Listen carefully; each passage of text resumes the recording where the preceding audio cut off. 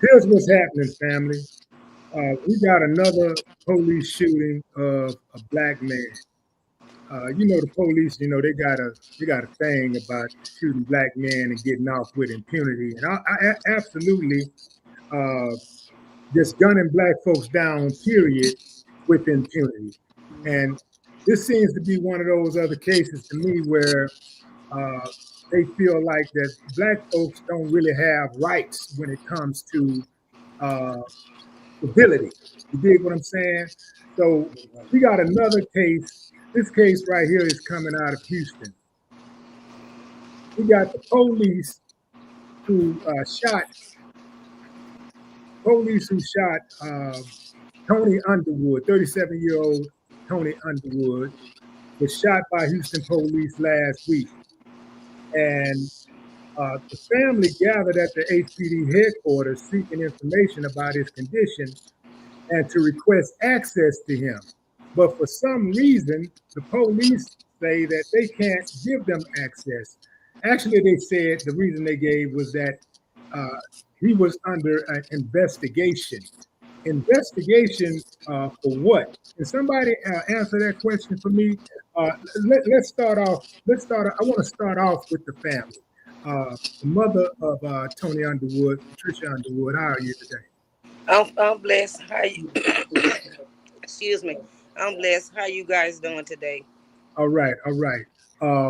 So we want to know, like, how did we get here? First of all, like, and what prompted the police to even get on Tony in the first place?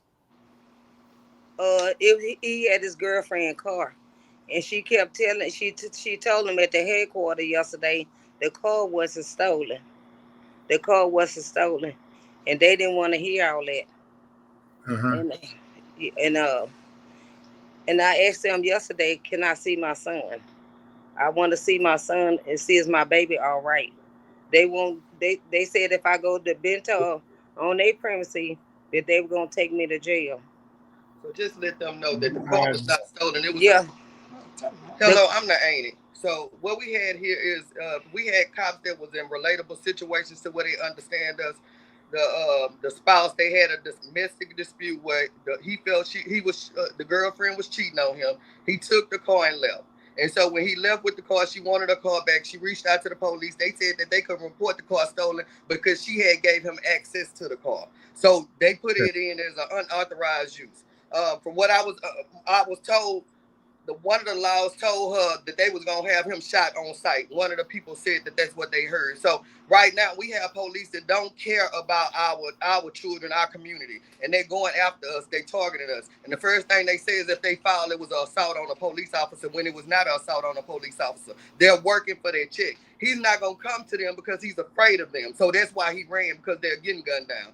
This is not our first family member that was gunned down by a police officer. She had her kid's father that was gunned down by an ATF officer, Alvin Honorzine, back in 1998, I want to say. So this is a real relevant situation in our neighborhood that we need to bring light to. It's not fair that we have people that cannot relate to our situations, can't understand that we do have domestic disputes that go on in the household, and these people end up at the end of the night back together. But this can't happen because he's in the hospital fighting for his life. And this is why I say oftentimes, stop calling the police to work out your issues, because when the police come, specifically to black communities, they come in to bust heads, they come in to arrest somebody, they come in to beat somebody up, put somebody in the system, and by the time the dust clears, everybody came to their senses and forgiven and forgotten. Right. And now you're left with trying to clean up the mess. That was when you could have just simply fell back and tried to get an understanding between one another. Courtney Vincent is the attorney for the family. Courtney, given the family's version of events, what legal action is the family considering, and what are your immediate steps that you plan to take in seeking justice for Tony Underwood? Certainly. So this is two parts. It's bifurcated. Tony is obviously going to have to go through some type of criminal proceeding. in which he'll be represented. We know he's not guilty. And then there's also the civil side, and I'm a civil rights attorney, and we will be filing a lawsuit against the Houston Police Department, otherwise the city of Houston, because you cannot directly sue the police department, and all the officers that were involved as well, and any other policy-making person or body that oversees the police department. So like the chief of police, he ratifies this behavior. This means that he allows this behavior to happen, and these bad cops still continue to be on their force and still continue to engage in bad acts. And so none of us are anti-law enforcement. We're anti-bad law enforcement. And we not only need to get them not fired, because what happens when they're fired, they move on to another police department someplace else in the state. We have to also not have them fired, but assure that their license to be a police officer is also revoked, so they can no longer work in these capacities ever again. Yeah. And also, sorry. It's been a week. Can you explain to not just, I know you explained to the family, but can you explain to my audience, why is it that the police can not allow the family to check on their loved one after they get gunned down and they're in the hospital? Why is that really legal? They're saying that they have legal grounds there, but is that legal? It is to an extent, but at this juncture, with Tony being on life support, it's completely unwarranted. It's not compassionate nor kind. The premise under it is because the individual is under investigation, that they don't want anybody going in and talking to the suspect, and the anticipation that maybe that they will influence their story. But at this juncture, how are they going to talk to the suspect when the suspect can't is exactly incapacitated? How is that going to happen? Right. I don't know why this happened or why it allows it to happen, but let me tell you how this has gone down. So on Friday, when myself and Dr. Jeremiah and the family were at the hospital, and we were trying to gain access, whether if it was counsel, legal counsel, me, I've been retained by the family, or Dr. Jeremiah as their spiritual pastor, or even mom, most importantly, mom, to have access so she can lay her eyes and put her hands on her son so she can talk to her son, because we know that there's a lot of science behind when somebody is not conscious, that feeling and smelling and hearing the voice of their loved ones helps to expedite their healing. There's a lot of science behind that. Yeah. But we were denied access to even go further. The security officer at Bentob Hospital, the one that I initially dealt with, an Officer Thompson, ended up taking me to a back office to the supervisor of security, a Mr. Brown. And in that office was Mr. Brown, the head of Bentob Security, Sergeant Phillips, also a Bentob security officer, Officer Thompson, and then another gentleman, Hispanic gentleman, who I do not recall his name. And they all told me that they were denying us access because HPD said that we could not have access, and they were trying to enforce HPD's policy. Well, after a lot of phone calls Friday night and Friday afternoon to Friday night, I finally was able to get a phone call back from the lead investigator, Detective Walker of HPD. And I have on a recorded phone call. As soon as he called me, he hit the little record button on his iPhone. And I said, "Oh, so you're recording me?" He said, "Oh, yes, I record all my calls." And I said, "Okay." So we had an amicable conversation. And then I asked him, I said, "So I just want to be clear. You guys are denying mother access to her son who is fighting for his life." And he said, "Oh, I'm not denying access." And I said, "Okay, wait a minute." I said, "I'm recording us now too." Click. And then he said, so I said, "I just want to be clear again that you are not HPD. You, HPD, are not denying access either of counsel, of mother, of pastor, to Tony Underwood." And he said, "No, HPD is not. That's hospital policy. We have nothing to do with hospital policy." So hospital kicked the can to HPD. HPD kicked the can back to Bentob. family and I were at the hospital on Saturday, and they kicked us off the property and threatened to have us arrested and thrown in jail if we did not leave.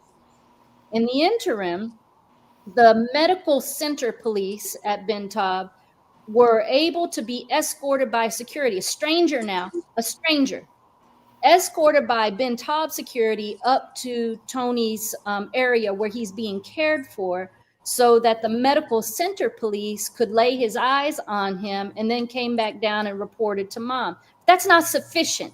This is a stranger. This guy isn't even involved. He's a medical center police officer. He's not Bentab security. He's not HPD or anything like that. So now what we're working on is an emergency filing with the federal court for a writ of habeas corpus, which in hopes that I believe that the judge will see that this now is unreasonable and it's unlawful, and that that he will or she will issue an order to give access to mother, counsel, spiritual advisor, one or all, so that some of us or one of us or all of us can lay our eyes on Tony, can report back real-time condition to Tony. This is part of the other problem. The only time that mom receives communication from the hospital is when they need consent for some type of life-saving or life-sustaining procedure. Yeah, that is a good idea to have that mandate across not just the state of Texas, but the entire ununited states. Dr. Jeremiah, you're not just a spiritual advisor, you're also an advocate for the family. From an advocacy perspective, what immediate reforms or changes are you pushing for in how police engage with individuals who might be involved in auto theft, particularly regarding use of force? Thank you, Mr. Willie. We're glad to be here with you on your podcast. We honor you. We respect you. You have proved to this city that you love your people. So to the mother and to all of us and to our lawyer, we are honored to be here with you because you speak truth. And we don't have enough of Willie D. We need another 100 of you. But anyhow, what I want to say, brother, between 2019 and 2024, approximately 1,200 Black Americans were fatally shot by police. I don't think nobody heard what I just said. This has been going on. This Willie D, they killed 26 of them in the prison in 2 years. Just waiting to go to court. Now they done shot 1,200 Black fatally in the back. And Blacks are shot more than anybody in the state of Texas. So I'm going to deal with the chief of police, with the people. But what I'm saying, when I went to the hospital, Willie D, I tried to walk in the hospital. They was waiting on me. 3 police officers, a sergeant, lieutenant, and an officer. I'm like, y'all serious? I'm a clergy. You can't stop me from going in. Pastor C.L. Jackson ordained me. That's what they didn't know. I said, you want my license? I'm a clergy. You can't stop me from going in and praying for this man. They said, no, you can't go in. I said, okay.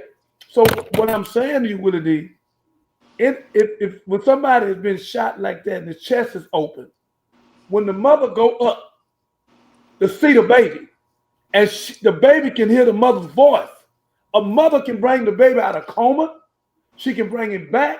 That's how I brought my mother back. Speaking of my mother, when she had 2 heart attacks, 2 strokes, and flatline, I was holding her hand. She was in a coma. I'm talking to her. She came back. When this mother holds her son's hand and speaks to him in his ear, that's better than any doctor in the world besides God. And they know that. So when you stop the mother from going up there, this is a fatal attraction. Suppose he died. Now the mother ain't seen her child in 7 days. The day Wednesday, right? That's right. 7 days, Willie D. She have not seen her child. And then they call her talking about his chest still open. What's his chest doing open? With his chest open, we had to rush him back to the hospital on Friday morning. So I asked the code people, blue, by the way. One of the he was code blue. They've called blue code. Yeah, he was code blue that day. Yeah, code blue. Yeah. Patricia, Patricia, how has the emotional toll, emotional and physical toll of not being able to see your son affected you and your family? And what are your hopes for Tony's recovery? I wake up, I can't sleep at night. She can't sleep. I can't sleep at night, and I cry all day long. I cry to my little sister this morning. When I go outside, I look up in the sky. I talk to Jesus, and I talk to God. I said, can't nobody hear me crying and feel my pain but you, Jesus, and you, God. Please, in the name of Jesus, I want to see my baby son. If y'all can help me, please help me. Please. I don't know when God gonna call me home, because I have health problems myself. Yeah. I have bad heart, high blood pressure, diabetes, arthritis, asthma, and everything. Did anybody see the shooting? Anybody in the family see the shooting? Yes. No, it's 4 people seen the shooting. A lady named, I'm not gonna get her name up.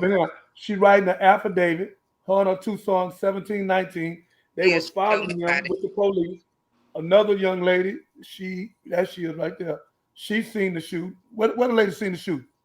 It's another lady seen it. She stayed down the Tell her sidewalk. come here. White lady. We gonna do this. On the sidewalk.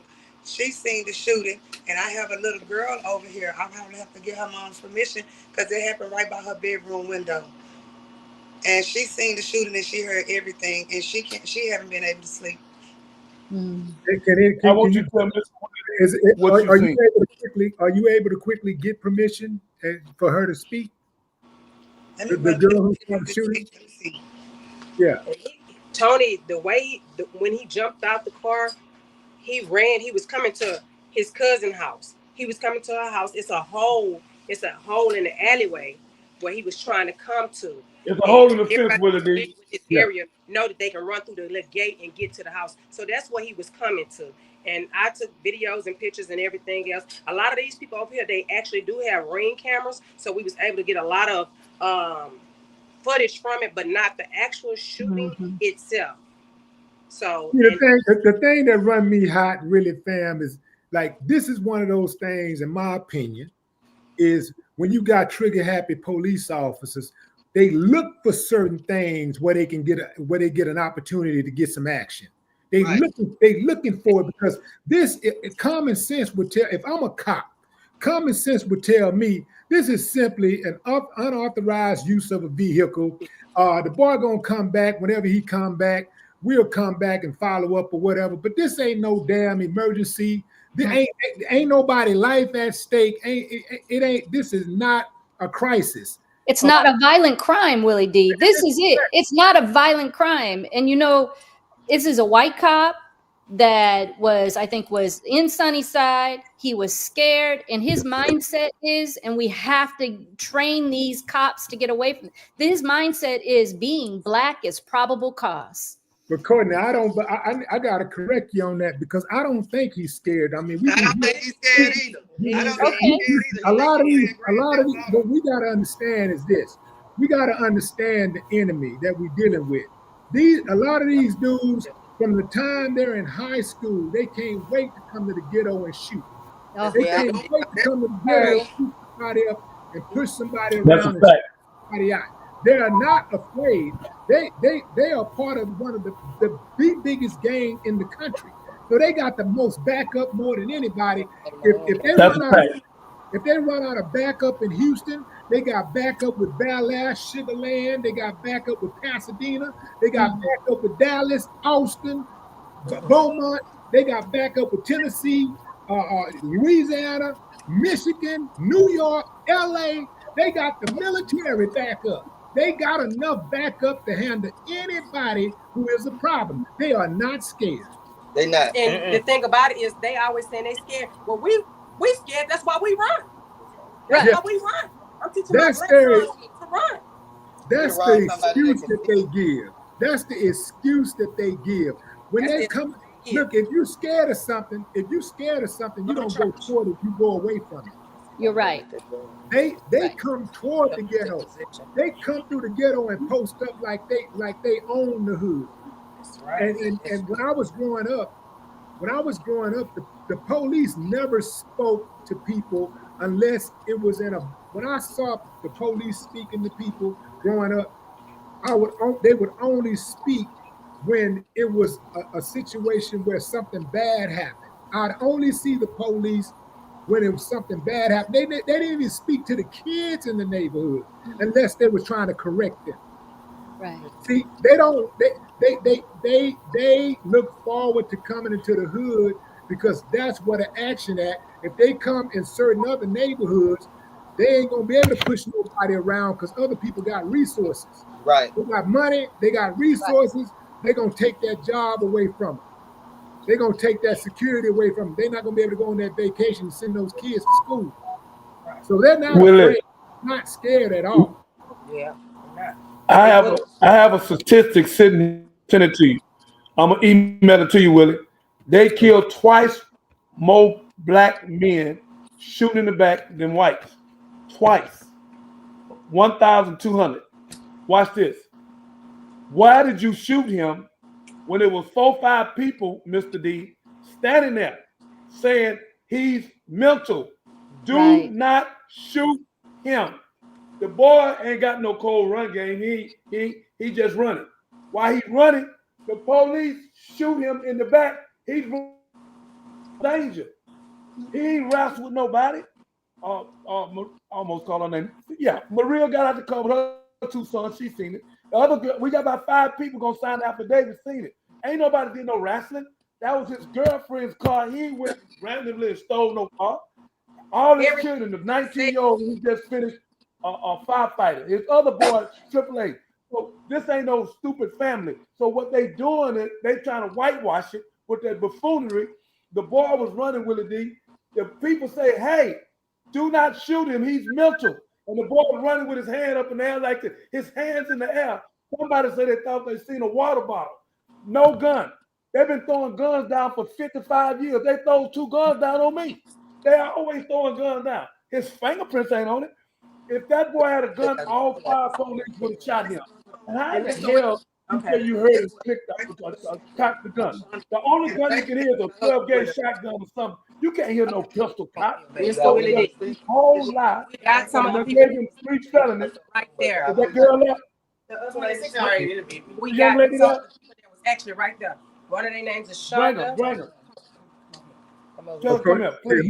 They was actually there when they seen it all go down. It happened by her room window. This is the young lady. Young lady, can you tell us what you seen, please? Hold on, what's her name? What's your name? Lazaria. Tazaria? Can you tell us what you saw, Tazaria? I ain't seen nothing. The only thing I heard was he told him to get on the ground. He said okay, and then that's when the shot went off. So he said, get on the ground. And so basically he didn't even give him time to comply. No. He said, get on the ground and started shooting. And she ain't been able to sleep. And she haven't been able to sleep. She's restless and everything else. Okay. But you know what? Shonda, she was outside. My husband, I saw the chase the entire thing. My husband and I were walking down the sidewalk. They came down Tidwester, made the right on Bacon. You can clearly look at him. I saw tears in his eyes. He had one hand on the steering wheel. He had one hand up, all the windows down. And like they rammed him. He almost started doing 360. They came down here. One police car rammed him again. Another police car went around them, hit him. They almost made it the very last driveway that we have. They almost made him run to the dumpster. And he was stopping. He was like, trying to put his hands up while he was driving. So when he got down to the last driveway, he stopped the car. And then all the police started running. You can hear somebody, get him. And me and my husband coming back. And right when we got to the driveway, we saw him trying to go down. And you saw the police officer shot. And then all the police officers just went and they just like they were trying to block it. So when you running his hand in the sky like this, his hands were up. There was no weapon. I saw no weapon. So he had his hands up. Hold on. Did he have his hand up like this? Hands up. That's what and I they shot him in the back. Yeah, yes, sir. Yeah, with an assertion of compliance. He was complying. He was complying to get down, and the police officer said stop or get down, and then that was it. And then it was like 1 second, and then he shot him. He didn't even allow Tony the opportunity to get down. He was complying to the command. And even in the video, you can hear him when he says, "Get down on the ground, don't move," and then you hear boom. Pop. Yeah. Yeah. I mean, there's hardly any time delay, maybe 2 seconds at most. I'm gonna tell you to get on the ground and shoot you at the same time. Right. Let me tell y'all all what's wrong. So he wasn't a threat. At Willie D as 3/5 human at the Dred Scott case. They look at us as we animals and shot that boy in the back, man. But they ain't never thought all of us love him like this. She was a vice principal at a school. This whole family was her family. Before she was a lawyer. So she know the whole before family. I went to law school, I know all the Underwood children and Miss Underwood. Full circle, 20 some odd years later, Dr. Jeremiah calls me. He says, I have a case for you, my friend. I have a case. And then when I heard the name, I recognized the name and I asked some questions. And then I realized it was one of my former students that I was as assistant principal of a little over 20 years ago. So I know this family. This is a good family. Miss Underwood is one of the best mothers on the planet that I know. Yeah. There is nothing that she wouldn't do for her children. And I mean, boys are boys and teenagers are teenagers, but we didn't have substantial, serious problems with these children in school. We didn't. Yeah. Patricia, what message would you like to share with the public about your son's character and the truth about what happened that day? He been on medical. He got diagnosed ever since he was 8 years old. I used to take him to the psychiatrist and stuff like that. My baby. He been on really ever since 8 years old and stuff. And then another thing that affected him when I lost my mom and my brother and stuff like that. He was talking about that the other day, well before that shooting and stuff. He said the people I love is gone, mama. And then I miss my baby calling me every morning and say, Mama, I love you. My baby called me every morning, shoulder Jesus, sit high and look low. He called me every morning and say, Mama, I love you. Yeah. He was a good father. Yeah. He's really a quiet person. Yeah. He smiles all the time. So it's really, if like everybody that know him know he's calm and he's cool and he's a collected person. But under pressure, and we I swear to God, I cannot make this up. Everybody in my family, we do not deal with the laws. We don't deal with the laws. And every time, it's always been the laws going against our family. And I'm not just saying they're picking, but it's just the point that we don't deal with the laws. And when we tell our kids, when we see the laws, run to somebody that you can get close to the family. So all he was doing is what we have already told him. Run to somebody in the family. And that's all he was doing. And even when we ask the laws why we can't see him, they trying to make everything heinous. They say he assaulted a police officer. I say, well, how did he assault a police officer? They say in a struggle, the police officer failed. So that's assault. But clearly on the video, you see the police failed on their own. And he was that's how they do. What they do is they bust you in the mouth, and then if their knuckle bleed, they charge you with assault. That's right. If they running after you for no reason at all, because that's right. Because they was running after you and they failed, their asses was so damn clumsy that they failed. Yeah, they blame it on you. They blame their clumsiness on you. That's what they did. That's what they did. Yeah, Courtney, how do you plan to ensure that the body cam footage, when it's released, is thoroughly reviewed and not manipulated? Because they said that they was going to release that body cam footage in 30 days. And why in the hell does it take so long? Because I know that when they think they're in the right, they'll put that damn body cam footage out every time. Yeah. Right. And this is not an unusual practice, unfortunately, right? And they likely will redact that video before they release it, which is why they give themselves the 30 days. For us to assure that we get the original version, and if they don't supply the original version, then we have to go to the courts and file a writ of mandamus, which forces them by court order to provide the original video that's unredacted. So it'll be a process. This is not unusual. This is highly typical. This is what the law enforcement agencies do in these matters, whether if it's on the criminal or civil side. that they will give you pieces of video. They'll give you redacted video. They'll say, here's the video. And then you put it in your computer, because they usually give it to you on a disc because they're very antiquated. You put it into your disc player and there's nothing. It's literally all black. And then you have like a couple of seconds of sound bites and then silence and the screen is black. Then a few seconds of sound bites and the screen is black. And to force their hand, we will likely have to file a writ of mandamus when the time comes to force them to give it to us after we complain to the Attorney General. So they're going to tell us, oh, we can't give it to you. Then we're going to have to go. It's going to go to the Attorney General. Attorney General is going to say, yeah, no, it's under investigation. This is appropriate. Then we have to go to the courts and say we need a writ of mandamus so that we can actually get the raw original video. And Mr. Willie, the other problem is they won't even allow us to get a bond for him. They saying that he's been charged, but we call it bonding companies. The bonding companies say they have no record of him being charged because at least we can bond him out. Everybody is entitled to a bond. Even they saying he in HPD custody, so why we can't get a bond for him? Yeah, that's another thing, Willie D, is that even a criminal attorney cannot file his appearance into the case because there's no case number that has been docketed on the Harris County District Court's website. And they refuse to give it to us. See, this is the type of stuff, this non-transparency is the type of things that make people suspicious of HPD. Like, if you ain't got nothing to hide, why not let the family come see him? Like, you got all the damn force in the world. Ain't like they're gonna come in and just and scoop them up and take them out of the hospital.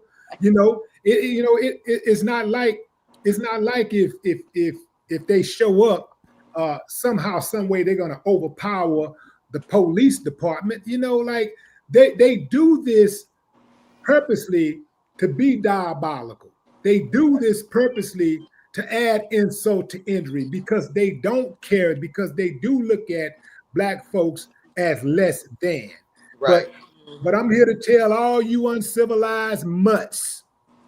I know you're watching me. I'm here to tell all you uncivilized mutts. You got another thing coming because your time is almost up. You dig? Your time is almost up, you uncivilized mutts. Everybody involved in this case that's holding the family back from watching this man, from seeing this man, need to be held accountable. And there needs to be a mandated law that allows family members to see their loved ones when they've been injured by the police. It shouldn't take 7 days or even a court order for the mother to be able to see her son. When it's almost nearly death, it supersedes what we have to do with it, and lawyer. We got to do a forensic. So we're gonna raise the money for forensic, because if we don't do a forensic, we'll never know if we got the tapes. So whatever tapes they get a lawyer, we're gonna call an outside force outside of Texas to fly in and do a forensic on the tape or send the tapes to them. That's what I did in my court. That's how I won my trial. I'm glad you said that, because I was going to ask you what support systems are being put in place to help Tony and his family cope with the traumatic incident, both physically and emotionally, and how can the community assist in moving forward? Sure, Dr. J, do you want to handle that? What happened? Say that again, Willie D. I wanted to know what systems have been put in place to help Tony and his family cope with this traumatic experience, and how the community can help. Thank you. I'm so glad you asked, and that's why God gave you this show. We're doing a GoFundMe with the mother and Catherine. Catherine is the COO. She be handling all the money, giving it to the family, forensic, going out of town, all the Black newspaper, a law fee for.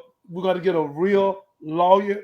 I mean, powerful, because they are going to try to cross him because they shot him in the back. In 1857, the Dred Scott say we 3/5 human. Okay, so they still think we 3/5 human, but they come from us. So what they are? So what I'm saying to you is that they shot this boy. Everybody out there would have said No, he's mental. He's mental. So the boy is running. Why you? If you just want to shoot him in the leg. He shot him in the back, tried to kill him. He tried to kill him. And if he had a gun, Willie D, if he had a gun, you know and I know, we come out of Fifth Ward. If he had a gun, all 5 police officers would have shot him. Unloaded. He had no damn gun. If he had anything, it was a bottle of water. So what I'm saying to you, we're going to comfort, I'm getting the legislators with me. We're going to raise enough money to pay the lawyers, take care of the mother, get off diabetes. We just finna fall in love with this family, Willie D, and you, so we can help them. I need you to help them so we can raise this money to pay the lawyer, pay the forensics. We're going on every talk show. You need to come go with it. We just follow you. You can't. We need to go to on Roland Martin. We got every black newspaper. We need to make this a George Floyd case, because when you read this here, 1,200 black men fatally shot in the back. This is crazy. I didn't know it was that many. I didn't know it was that many.